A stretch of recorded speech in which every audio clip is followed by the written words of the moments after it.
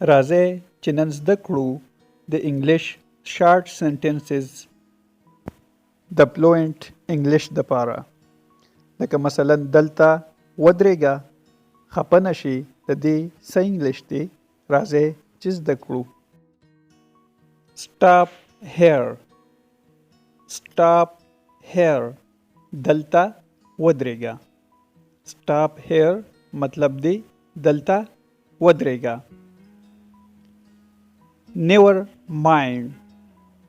Never mind معنی ده خفه نشي. Never mind معنی ده خفه نشي. I got late. I got late.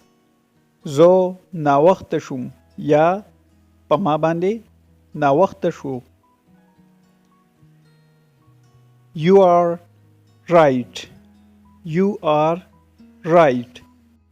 تاسو په حق یې یا تاسو صحیح وایې. You are right. You are wrong. You are wrong. تاسو په غلط یې یا تو غلط یې. You are wrong.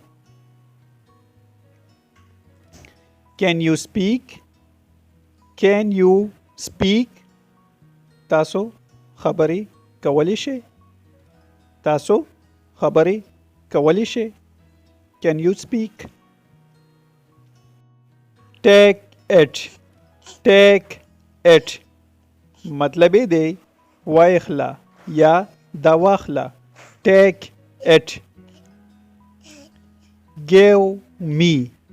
Give me مطلب یې دی راکړه یا راکه ماته.